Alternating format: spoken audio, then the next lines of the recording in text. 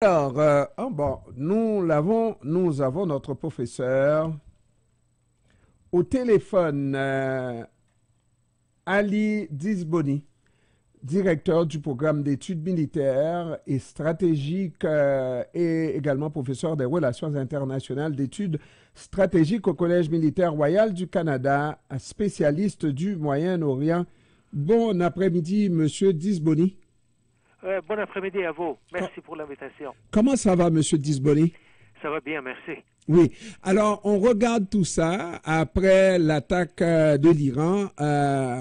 Tout le monde retient son souffle pour savoir quelle forme va prendre la réplique d'Israël. Euh, alors, les hypothèses sur la réplique d'Israël, ça va dans plusieurs scénarios. D'abord, ça va être des répliques court terme, mais il semble que la majorité des prognostics experts semblent dire que l'Israël va imposer des coups aux objectifs iraniens ou encore ses intérêts dans la région, à l'extérieur de l'Iran, dans une perspective plus à moyen terme ou long terme. Il faut aussi se rappeler que le gouvernement américain et aussi les partenaires européens de l'Israël semblent dire à date qu'ils ne vont pas appuyer l'Israël dans une attaque militaire contre l'Iran elle-même. Donc, la situation n'est pas claire. Pensée stratégique israélienne pourrait venir à la conclusion que voilà, c'était un tit for tat,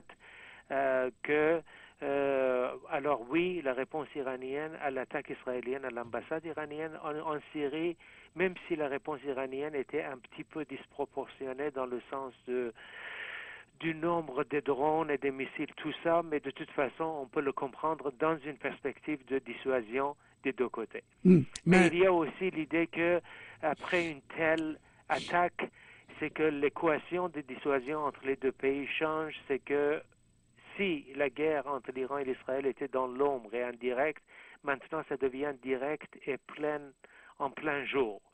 Donc ça impose aussi ces règles d'engagement et aussi les coûts. Par exemple, on vient d'apprendre que l'Israël impose dans son opération dans la région de Rafah, Gaza, à cause de la situation actuelle avec l'Iran.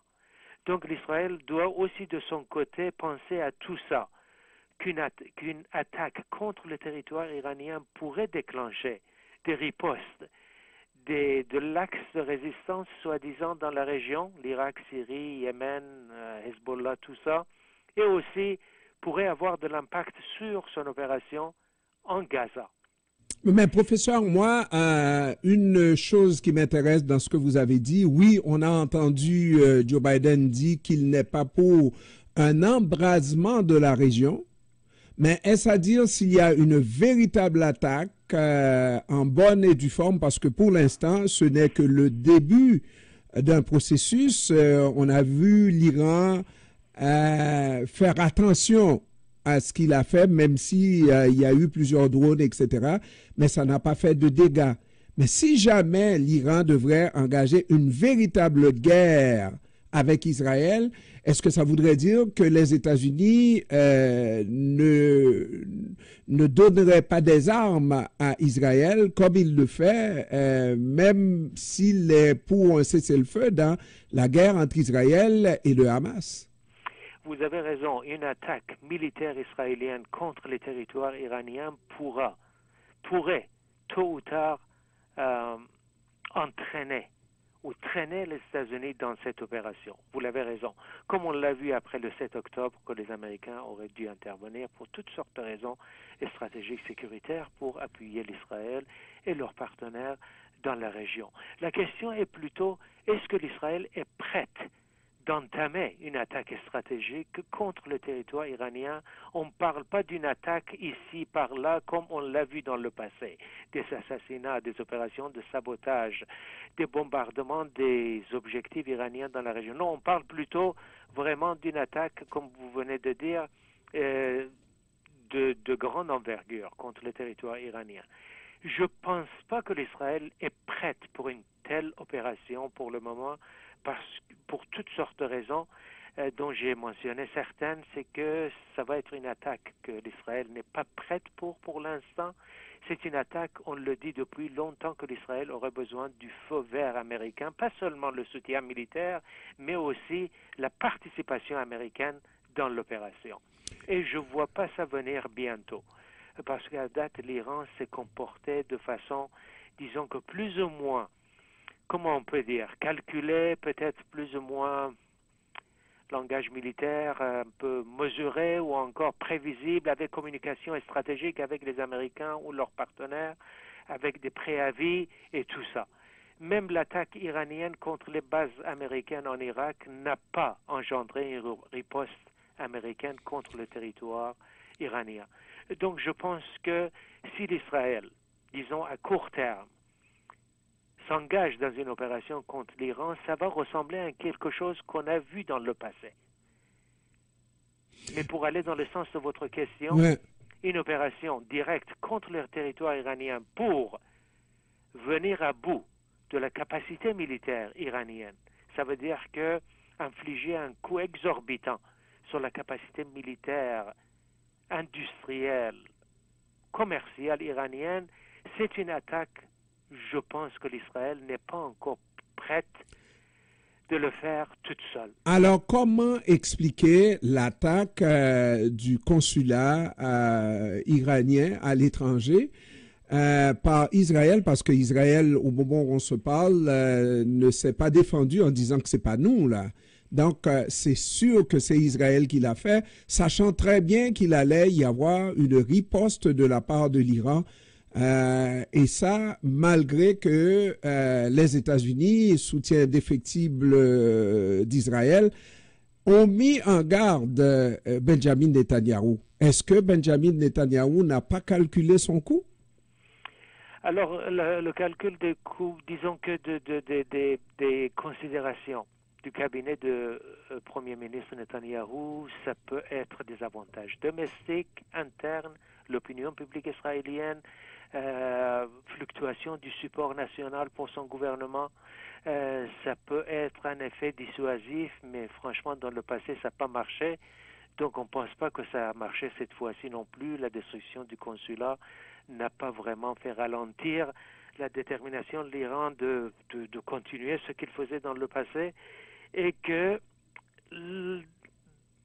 l'ensemble des analyses experts, en français ou en anglais, semblent dire que l'objectif de Netanyahou était plutôt de créer une situation de finir avec l'Iran, disons que avec les actions perturbatrices iraniennes dans la région voisinante de l'Israël, dans le sens où en attaquant directement le consulat iranien, qui est considéré la souveraineté du pays, alors là l'Iran va riposter, et puis espérons-le, de perspective israélienne, les Américains vont intervenir, et comme ça, les Américains vont s'engager dans une attaque massive sur l'Iran ou le détroit de Hormuz, les bateaux, les intérêts commerciaux, tout ça, et comme ça, l'Iran aussi va absorber un coût très fort, ça veut dire pour ses actions dans la région. Même si ça ne va pas affecter la capacité militaire iranienne, ça va affecter énormément son économie et la situation domestique pour le régime, qui est assez effervescente, ça veut dire assez tumultueuse au niveau du soutien national pour le régime, l'inflation, le chômage, l'effet des sanctions, tout ça. Donc, on peut dire que dans deux ordres. Premièrement, Netanyahou espérait en quelque sorte changer la guerre Israël-Gaza en une guerre régionale. Les partenaires arabes avec l'Israël, les Européens, les Américains contre l'Iran, apporter une attaque massive contre la capacité militaire iranienne ou infliger des pertes et ainsi, en quelque sorte, accélérer le mécontentement populaire et la chute du régime. C'était peut-être ça dans son calcul en termes de politique externe. Mais il faut savoir aussi qu'il fait des choses pour des raisons domestiques également. Professeur, une fois, on a vu les États-Unis dire non à Israël qui projetait d'attaquer l'Iran. C'était sous Barack Obama et c'était un non ferme. Comment on peut soutenir Israël dans la guerre contre le Hamas palestinien, n'est-ce pas, et dire non à Israël, le même Israël, dans une guerre contre l'Iran? Est-ce que les États-Unis craignent d'être fragmentés sur plusieurs scènes de guerre? Donc, est-ce que c'est véritablement pour la stabilité de la région que les États-Unis ne veulent pas vraiment embraser la région? L'économie américaine marche très bien. Donc, dans ces situations actuellement, donc dans cette situation, vous ne voulez pas entrer en choc extraordinaire dans le marché mondial et puis changer le pattern de l'économie. Parce qu'une guerre régionale entre l'Iran et tout ce qu'on vient de dire, ça va effectivement, ça va changer les index de prix et tout ça. OK? À part ça, une attaque contre l'Iran, il faut s'assurer que l'opération terrestre, il faut savoir que l'opération terrestre est impossible. Parce que c'est un grand territoire, on ne parle pas de l'Irak, de l'Afghanistan. Ça, c'est un autre ordre de gravité économique, c'est presque impossible. Et l'opinion publique occidentale n'est pas prête pour entrer dans une guerre terrestre dans un autre pays du Moyen-Orient avec l'envergure iranienne. Et aussi, il y a aussi le facteur russe et chinois. Comment ils vont réagir à ça? Et si vous parlez de la campagne aérienne contre l'Iran, OK, vous devez soutenir une campagne aérienne de, je ne sais pas, 1 mois, 2 mois, 3 mois. De longue haleine. De longue haleine, exactement, pour décisivement retourner l'Iran, renverser ses progrès industriels, économiques, tout ça, je ne sais pas, disons qu'à 1979. Mais ça, vous pouvez le faire, mais ça demande une détermination. Et en même temps, l'Iran pourra attaquer les intérêts américains et autres dans la région, les Émirats, les monarchies du Golfe, et ainsi de suite. Et en plus, l'Iran pourra profiter de cette attaque pour sortir du traité de non-prolifération et accélérer la construction de la bombe nucléaire. Donc, la bombe nucléaire doit être le mire premier de l'attaque. Ça veut dire que, est-ce que possible de porter une attaque qui va mettre un terme à la capacité nucléaire iranienne? Je pense qu'à date, le Pentagone n'est pas encore rendu là à cette conclusion qu'une attaque militaire serait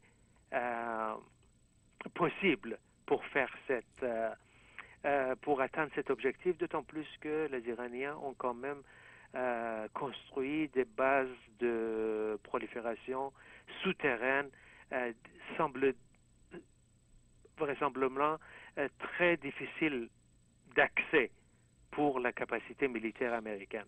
Donc, si cette attaque peut faire l'affaire de Benjamin Netanyahou, ça ne fait pas l'affaire des États-Unis, contrairement à ce qu'on aurait pu penser, un pays en guerre et dont le président est en campagne électorale pour sa réélection, profiterait de la sympathie de la population. Ça n'a pas rapport dans ce cas-ci.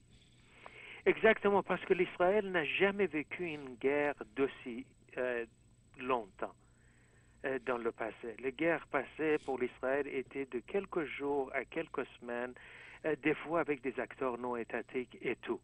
Cette fois-ci, cette guerre va des coûts exorbitants pour l'économie israélienne, l'opinion publique internationale, la détermination occidentale, jusqu'à quel point et pour combien de temps les démocraties occidentales vont soutenir l'Israël et le gouvernement actuel, étant donné les conflits qui existent entre les deux.